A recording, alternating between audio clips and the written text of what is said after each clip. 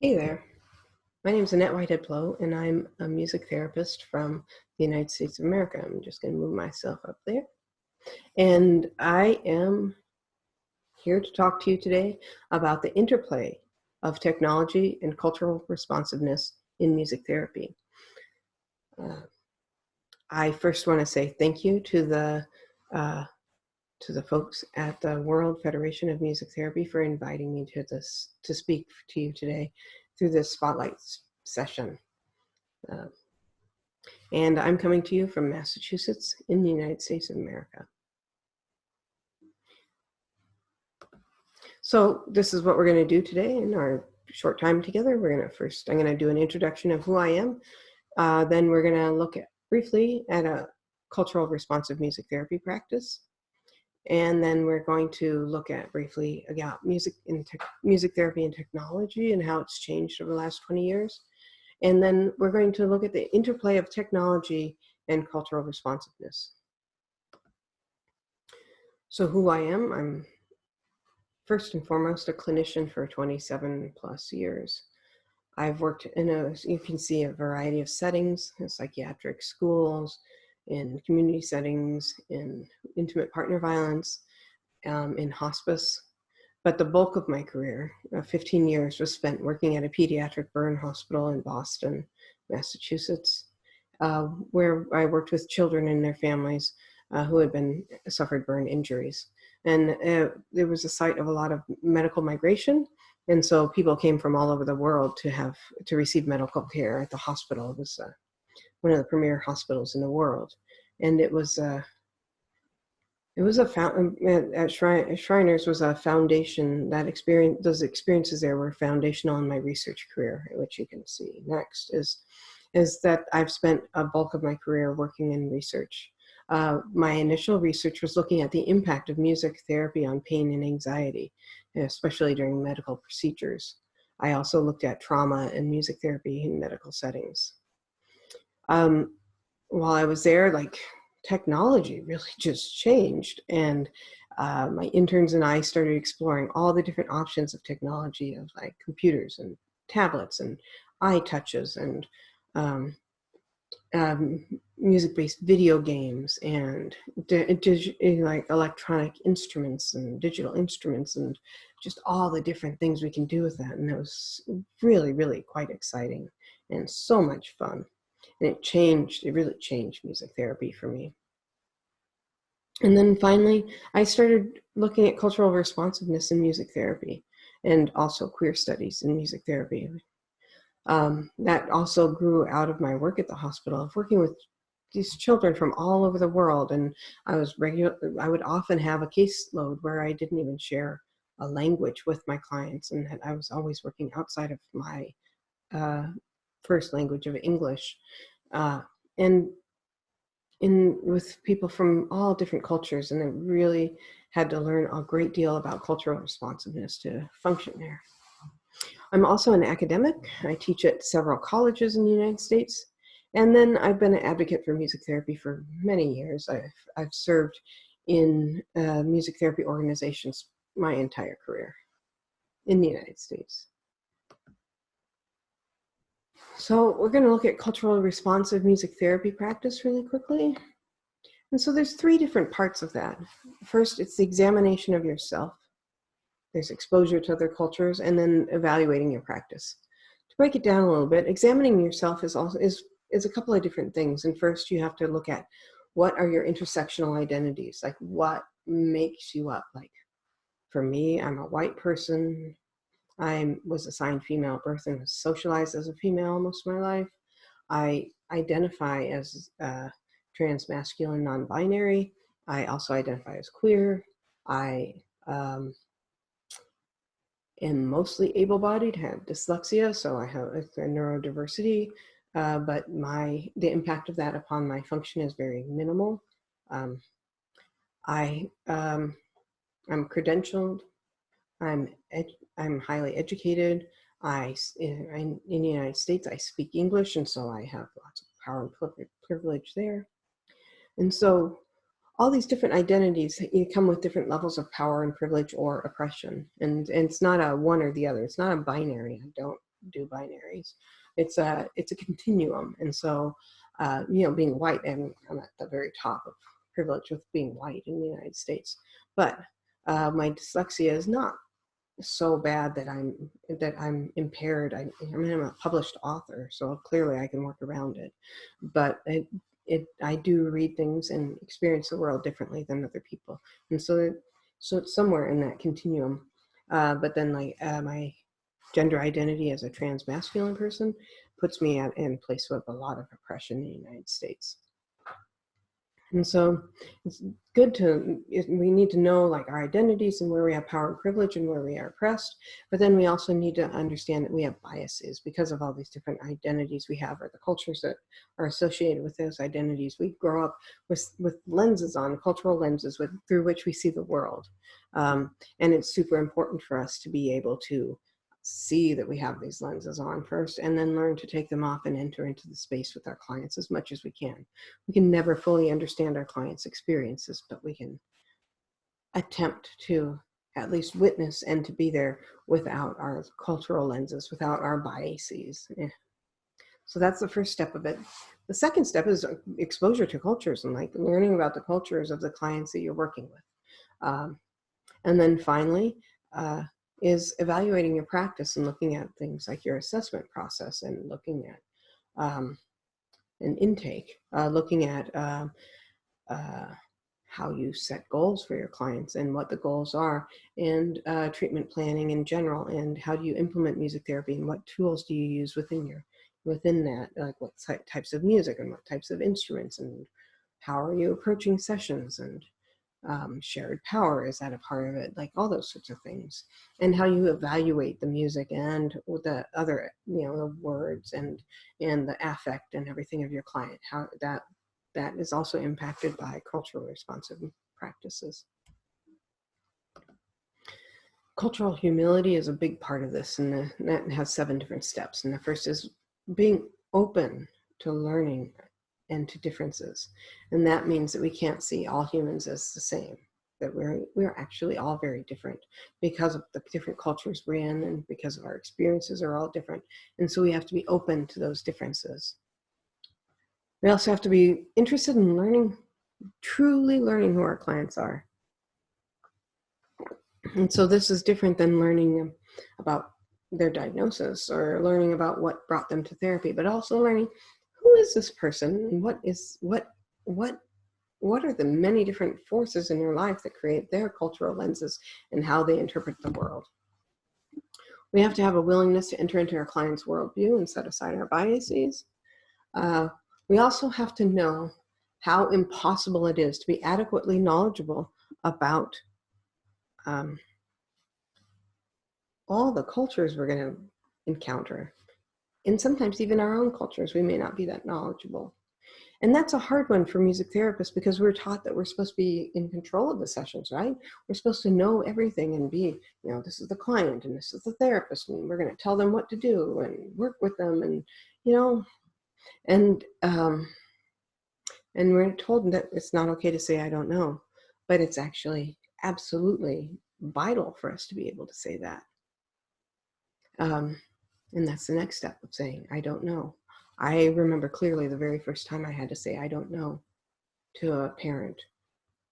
I was saying, you know, I don't know about your culture. I don't know what exactly to do with your child musically, but I do know about how to use music. And if you can help me understand your culture and the music, then I can absolutely modify what I do to make it relevant to your child. And so when you start saying, I don't know, in your sessions to your clients or the parents, you have to understand that the power dynamics are going to feel very imbalanced, that the client has more power, and they do. But it's super important to realize that the client will never have the same amount of power as you, because we have the chart with very personal information, and they don't have that about us. And we have to be comfortable in uncomfortable places within ourselves. That's very important. And so I talked about this briefly, that we're aware of our culture and the culture of our clients and the majority culture of the community, so we can understand the pressures that may be on the client if they don't subscribe to those majority cultures. And then we modify our different parts of our work. So technology in music therapy, it has changed so much in my lifetime because of technology has been the biggest change. And I think that maybe the changes in technology may be the biggest change in music therapy for most of for like the 70 years that it's been here in the United States. It really has been a significant change. And so there's many different technologies that we use in music therapy. So electronic music instruments. I like to use music-based video games, MP3 or MP3 players. That, oh my gosh, when I started, like we had a record player on a cart, and then I would go, and we had like these big bookcases filled with LPs, and I'd have to pull out, records, and then go into the session room and plug in the cart and then put the record on. And now, like, I can have a tiny little device, like teeny tiny little thing, and that will contain more music than all those records and all those shelves. It's just incredible to me. And computers and tablets, like the software and the apps that we can use to make music now with clients, like instruments or music composition apps, like it's incredible. And recording music, that's so cool too. Now, something that a lot of people are doing are the telehealth platforms and the way that we are engaging with our clients through technology because we can't be with them in person. And then there's all the hardware, like Bluetooth speakers. Those things are super awesome. I love those things. Like a teeny tiny speaker that you can just like put in your pocket, and you have beautiful sounds coming out of it, and it's amazing. And microphones that have made things so much better, cameras and video cameras. It's really changed our practice. So that was all in background just to get us ready to start thinking about the interplay of technology and cultural responsiveness, and like the ways that technology has expanded our ability to be culturally responsive, but also like considerations that we have and to think about when we're using technology. So one of the big ones is like a greater accessibility to play instruments. Because like I could order like whatever instrument, I could use like Thumb Jam is an app that I like to use, and in it has like many different sounds that actually sound like the instruments, and they have many instruments from all over the world. And so I can, if somebody likes to play an instrument that I don't have in my my cart or my room of instruments, that I can like pull up something that sounds similar, or maybe that sounding instrument on an app like Thumb Jam, and someone's able to play it and create the sounds that they're familiar with within their culture. And then like multimedia music experiences, like so many things we can do with multimedia things. I did so much music and video projects where, combining music and videos to create like movies and music videos and silly videos and just all sorts of just really cool stuff that we weren't able to do before. And it just expands our ability to embrace the cultures of our clients. Also, music-based video games are super cool, and you can enter into the adolescent cultures with our clients through those games, and do parallel play or interactive play with them, and to work on the goals that they have, whether it could be like physical goals or emotional goals or cognitive goals or communication goals or social goals. You can do pretty much anything with the video game.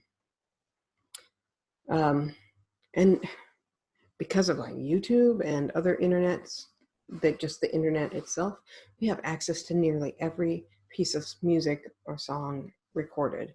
And that's so handy when you're working with people from different cultures. You can pull anything up, and you don't have to go out and buy it or learn it. You can pull it up and play it through your Bluetooth speaker, and boom, you're experiencing the music that has meaning to them in the moment. Again, we can create genres of music or sounds that are culturally relevant, like through apps that that have a reggaeton sound. I couldn't create that on my guitar. but I can create it with an app. And also with some of those apps, you can compose music that sound, and you can use like with I'm using my Snowball microphone today.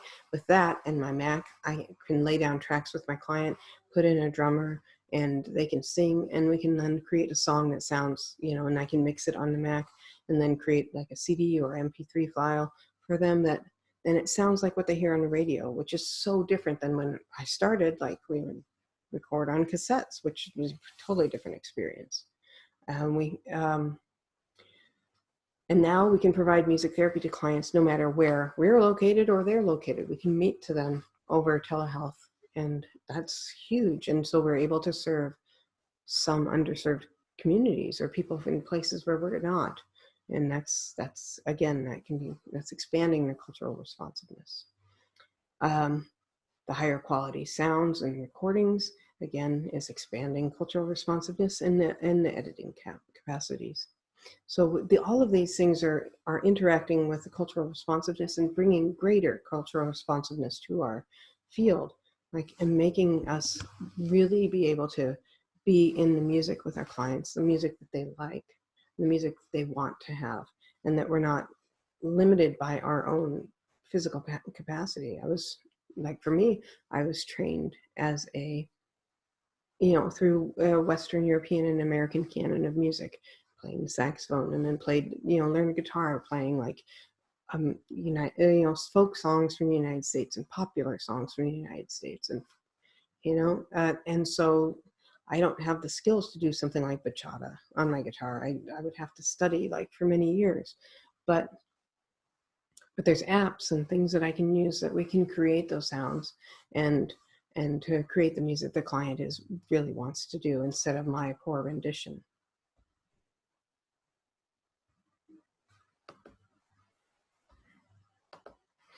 So considerations, again, about this is there's a potential for bias and barriers within cultural responsiveness when we have technology. Because when I come into a session with a nice microphone and my Mac computer and my guitar and chords and and what seemingly endless array of instruments, and it doesn't matter what my socioeconomic status really is, and I'm in clean clothes, dressed up, bow tie, it doesn't matter what my true socioeconomic status is. It is how my client is perceiving me. And when I walk in with all that, I look like money, like I have money, and that I am affluent. And that can either, if you're also working with an affluent person, then there can be a feeling of that we're the same and we come closer together. But if our client is from a lower socioeconomic status, then it's a feeling of difference, and it can be a barrier between us and our clients. And we can also be looking at things through our cultural lenses of our socioeconomic status with our clients. And that's so socioeconomic status is not something we talk about a whole lot in music therapy yet. And so when Dr. Shirley Tan and I were planning out our book about cultural intersections in music therapy, it was something I considered, and we talked about, both of us considered it and talked about it, but we weren't really sure who would be the expert to write about it in our book. And so we decided not to do that chapter in the first version, and in a later version I do intend to have that chapter. But yeah, it's something we need to think more about, because if we want to work with people from all socioeconomic statuses, and especially people who are really in need of our services, maybe people who are in lower socioeconomic statuses than us, we need to think about how we appear to them and what kind of biases our clients might have about us. And if we're aware of those, then we can work with them and to work through them to create a stronger therapeutic relationship. If we're not aware of them, then that difference will always be there, and we'll never able to get close to each other. as close as we need to be therapist and client. The same goes for class, like in different societies that have different class statuses. Like, again, if I walk in and I have all these instruments and things, it looks like I'm a higher class, you know, and that, or a different, or a different caste, or a different, than maybe than my clients. And we need to, again, be aware of that. So we're not acknowledging the differences that our clients may see between us, and that may actually exist, and then working with that. In the United States, socioeconomic status and class are as a result of race, and just because of the white supremacist society that we live in. And so you can't talk about socioeconomic status without bringing up race. And so within the United States, the majority of music therapists are white people, and so a white person with a computer and a microphone and an iPad and a guitar and all sorts of instruments and nice clothes and clean, like, again, is money, and again is massive amounts of privilege compared to the people who are of a different race than white, or how people of different races are perceived by white people. And we have to be knowledgeable of this and acknowledge it within ourselves, and maybe within the sessions, and have those conversations with our clients. Ability is another thing that can come up, like, technology actually can enhance people's ability to play. Like, I worked with some kids who were just so, they were so sick that to pick up even a little Chiquita maraca was took too much energy. And so using like a little tablet and putting like a little xylophone app on it and just having them run their finger over it, that was like all that child could do. And it then allowed her to be in music and to experience music and be a part of it in a way that was different than just listening to me. And so like it can enhance ability, which helps us to be together more in music, but it can also show those differences.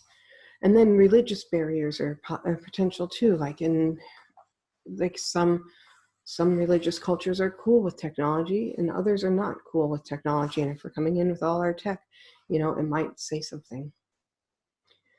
And then finally, like the idea of the digital native clients versus many of us who are like me, I'm a digital immigrant. I mean, not import, but immigrant.